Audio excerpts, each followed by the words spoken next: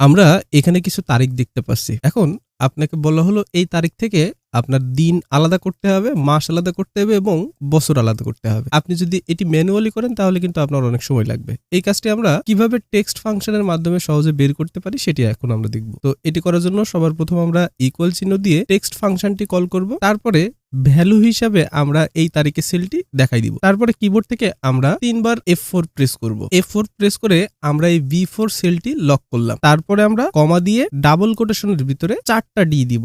যেহেতু আমরা চাচ্ছি দিনের নামটি এখানে শো করুক, যে জন্য 4টা ডি দিলাম। তারপরে ডাবল কোটেশন ক্লোজ করে ব্র্যাকেট ক্লোজ করে এখন যদি কিবোর্ড থেকে এন্টার চাপ দিই, দেখুন আমাদের দিনের নামটি বের হয়ে গেল। আমরা যদি এই ফাংশনটি এখন এই দিকে ড্রাগ করে নিয়ে যাই, তারপরে এই মাসের যে সেল, এই সেলে আমরা ডাবল ক্লিক করে ফাংশনটি ওপেন করলাম। তারপরে এখানে যে 4টা ডি আছে, এই 4টা ডির পরিবর্তে 4টা এম দিয়ে দিলাম, যেহেতু এখানে চাচ্ছি মাসের নাম শো করুক। ঠিক একই রকম ভাবে আমরা বছরের যে সেলটি রয়েছে, এই বছরের সেলের উপরে ডাবল ক্লিক করে আমাদের যে ডিটি রয়েছে, এই ডির পরিবর্তে আমরা 4টা ওয়াই দিয়ে দিব, কারণ চাচ্ছি এইখানে আমাদের বছরটি শো করুক। তারপরে কিবোর্ড থেকে আমরা এন্টার চাপ দিলাম। দেখুন আমরা যদি এই ফাংশনগুলো এখন নিচের দিকে নিয়ে যাই, তাহলে অটোমেটিক্যালি আমাদের দিনের নাম, মাসের নাম এবং বছরগুলো আলাদা হয়ে গেল। তো মাইক্রোসফট এক্সেলে খুব সহজে কিন্তু আমরা টেক্সট ফাংশন ব্যবহার করে যে কোনো দিন, মাস এরকম ভাবে আলাদা করে নিতে পারি। তো ভিডিওটি কেমন লাগলো অবশ্যই কমেন্ট করে জানাবেন। আর আপনি যদি এই ভিডিওটি আমাদের ফেসবুক পেজে দেখেন তাহলে আমাদের ফেসবুক পেজটি ফলো করবেন,